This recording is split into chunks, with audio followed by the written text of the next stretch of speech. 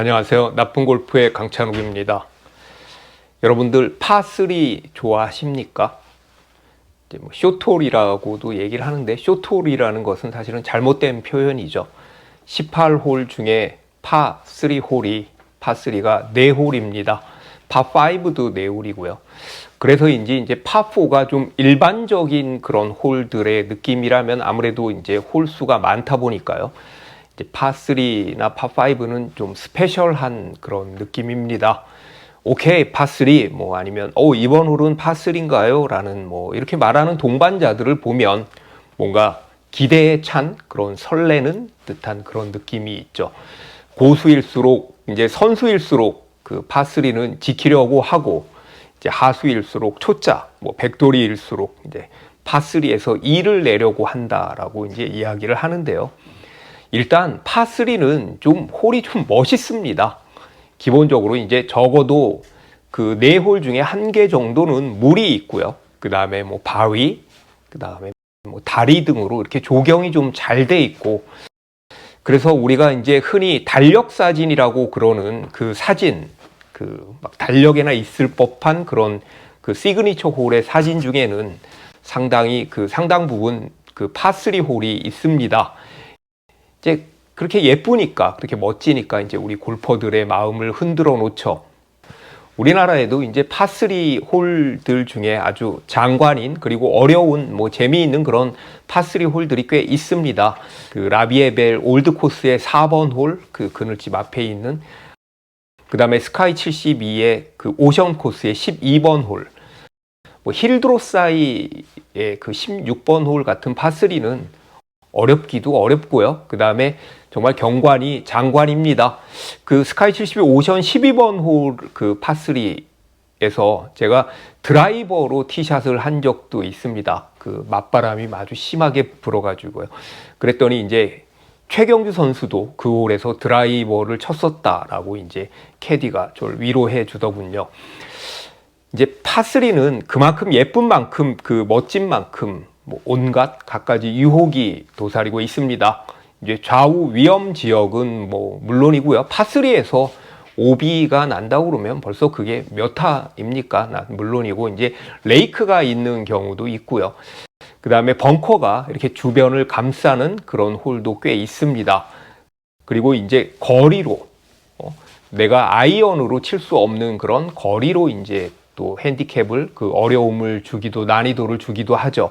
오늘은 파3 공략법에 대해서 한번 알아보도록 하겠는데요. 이제 첫 번째는 그 캐리 거리를 정확히 알자라는 이야기입니다. 이제 파3 공략법에서 그 첫 번째는 내 샷의 거리, 그 중에서도 캐리 거리를 정확하게 알아야 합니다.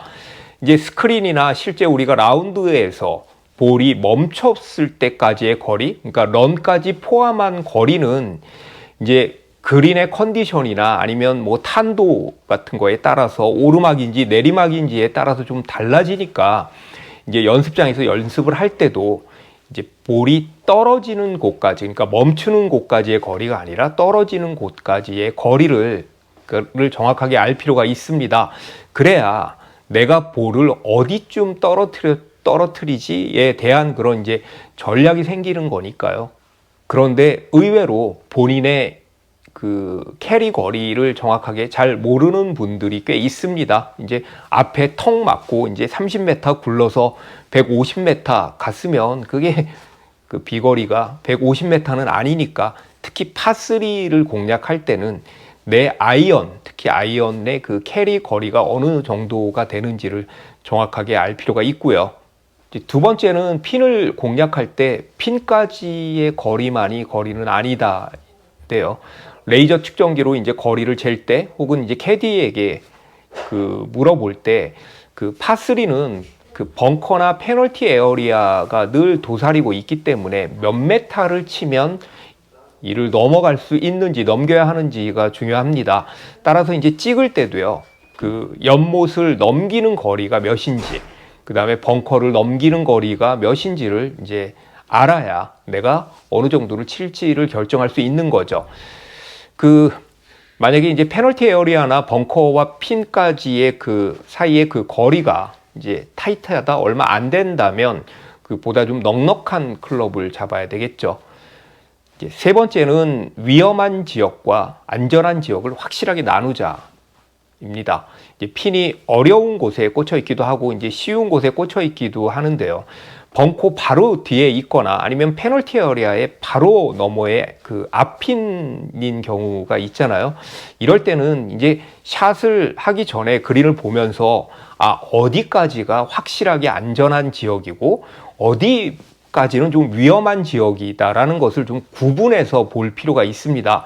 이걸 이제 애매하게 뭐 대충 저 정도 치면 뭐 어느 정도 가겠지라고 이제 확실하게 결정을 안 하면요. 그게 이제 굉장히 안 좋은 결과로 돌아옵니다. 이제 보수적으로 치겠다, 혹은 공격적으로 치겠다.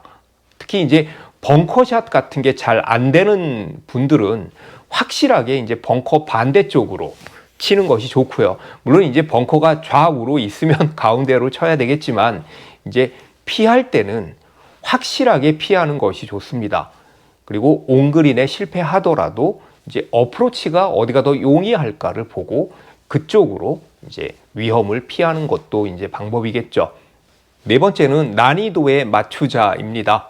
이제 파3에 딱 서보면 그 뭐 위압감, 그 다음에 그 편안함을 우리가 느끼는데요. 그래서 이게 얼마나 어려운 파3인지, 이게 딱 뭐 만만한 파3인지가 이렇게 딱 느껴집니다. 이에 따라서 목표를 좀 조정할 필요가 있습니다.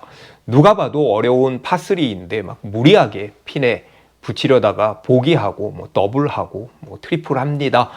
이 정도면 보기도 괜찮겠다. 운 좋으면 파하지. 뭐 이런 느낌으로 파3를 공략하는 것이 아주 좋은 전략입니다. 그 페널티 에어리아 바로 너머에 그 핀이 있는 거라면, 이제 그런 앞핀이라면 차라리 크게 치고 3퍼팅 하지 뭐 최악의 경우, 그리고 2퍼팅 하면 좋고 라고 하는 것이 더 전략적인 거죠. 왜냐하면 그게 만약에 페널티 에어리아에 빠지게 되면 아무리 그 옆에 무슨 뭐 우리가 얘기하는 뭐 해저드 티 그런 그 드롭 존이 있다고 하더라도 그게 이제 세 번째 샷이 되는 거니까요. 다섯 번째는 티 높이에 신경을 쓰자입니다.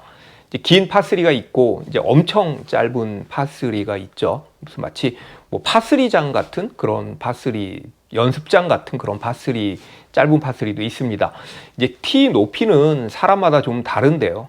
당연히 드라이버에서 우드, 미들 아이언, 숏 아이언으로 갈수록 이제 티는 점점 낮아지는 것인데요. 그 가끔 100m도 안 되는, 그래서 이제 웨지를 쳐야 되는 파3를 우리가 만나기도 합니다. 뭐 90m, 뭐 80m, 100m 이런 파3죠. 이제 이럴 때 우리가 이제 티를 꼽는데 약간 그 미드라이언 티 꼽듯이 좀 높게 꼽는 경우가 있습니다. 웨지는 로프트 각 자체가 이제 워낙 높기 때문에 그 티를 만약에 좀 높게 꼽는다면 그 사이로 들어가서 이제 볼이 굉장히 뜨기만 하고 거리가 안 나는 샷이 나오거나 아니면 이제 좀 날로, 그러니까 탑핑이 나는 그런 경우가 있으니까요. 그 웨지 거리인 경우에는 땅에 거의 붙어 있을 정도로 그렇게 이제 꾹 그렇게 꼽아라 라는 이야기입니다. 여섯 번째는 매트 있죠, 여러분들. 매트를 조심하자입니다. 티잉 그라운드에 이제 매트가 깔려 있는 골프장들이 있는데요. 이제 여러분 매트 다 싫으시죠? 저도 싫습니다. 이게 매트가 있으면요, 이렇게 촬영을 해보면 정말 그림이 진짜 없어 보입니다. 이게 그림이 안 됩니다. 그 매트 하나 때문에. 그리고 이제 제가 매트를 싫어하는 가장 큰 이유는 그 매트에 이렇게 라인이 있습니다. 라인이 뭐 아니면 매트가 색깔이 약간 투톤으로 돼 있다거나 뭐 진하고 흐리 뭐 이렇게 진하고 옅고 그래가지고 이제 그게 방향 설정을 하는 것처럼 그렇게 보이는 경우가 있죠. 이거를 신경을 안 쓰면요, 그 라인대로 서서 그 라인대로 볼을 칩니다. 특히 주말 골퍼들은요. 왜냐하면 우리가 티잉 그라운드를 설정해 놓는 그 티 마커의 방향에도 이제 영향을 많이 받는데, 요 이제 라인 같은 경우에는 상당히 큰 영향을 받으니까요. 그 라인들이 이제 예를 들어서 핀보다 오른쪽을 보고 있다면 과감하게 생각보다 더 왼쪽을 봐야 합니다. 그 매트의 라인에 헷갈리지 말자. 그 라인을 무시하고 더 과감하게 반대쪽으로 보자라는 이야기입니다. 7번째는 언어의 볼을 잘 보자입니다. 파3 홀에서 이제 내가 첫 번째 샷을 하는 그 언어가 아니라면 첫 번째로 친 사람의 그 샷을 잘 볼 필요가 있습니다. 이제 대놓고 몇 번 쳤어? 라고 이렇게 뭐 물어보는 거는 좀 그렇지만 이렇게 대충 알잖아요. 이렇게 쓱쓱 지나가면서 보고 이 녀석이 몇 번 가지고 갔는지 뭐 아니면 캐디백에 몇 번이 없는지 그런 걸 이제 잘 보는 사람들이 있죠. 이제 내가 결정이 애매할 때는 앞 사람의 볼을 보고 이제 한 클럽을 더 잡을지 혹은 덜 잡을지를 결정하는 거죠. 이제 뭐 나는 내길 가련다. 뭐 나는 그냥 내 결정 대로 하련다 이렇게 하지 마시고요. 너 잘못 맞았겠지 이러지 마시고요. 이제 했다가 똑같이 짧을 수가 있으니까 이제 그런 얘기 많이 하잖아요. 뭐 위에 바람이 있었나 봐. 뭐 이런 얘기 뒤에 하지 말고 이제 그 대략 1분이라는 시간에도 상황이 이제 어떻게 바뀔지 모르니까 내가 이제 어드레스를 했는데도 갑자기 바람이 불고 뭐 맞바람이 불거나 뒷바람이 불면 그때 그냥 바로 클럽을 교체하는 것이 특히 파3에서는 좋습니다. 자, 8번째는 제발 넉넉하게 잡자입니다. 제가 이제 전에 영상에서도 말을 했었는데요. 대부분 주말 골퍼는 파3에서 짧습니다. 앞팀 4명이 다 짧아서 이제 그린 주변에서 다 어프로치 하는 거를 보고도 우리 팀도 똑같이 짧게 칩니다. 예전에 이제 뒷팀에 그 사인 웨이브를 주면서 그린 뒤쪽에 이렇게 숨으려고 이렇게 있는데 캐디가 이제 생각보다 앞에 있더라고요. 그래서 일로 와요 그랬더니 여기까지 친 사람은 제가 못 봤습니다. 한 명도 없었다라고 이제 이야기를 하더라고요. 역시 그 사람들의 그 결과를 보니까 그 뒷팀 결과를 보니까 다 짧더라고요. 자, 제발 클럽을 넉넉하게 잡자입니다. 지나가야 홀인원도 합니다. 우리가 가벼운 내기를 할 때도 파3 홀에서는 니어라는 것을 하죠. 그걸 또 이제 지우기도 하고요. 동호회 모임에서는 뭐 니어리스트, 그런 시합에서는 니어리스트 상이 있고요. 홀인원도 있으니 파3는 좀 스페셜한 홀입니다. 자, 다시 한번 말씀드립니다. 제발 클럽을 넉넉하게 잡으십시오. 시청해 주셔서 감사합니다.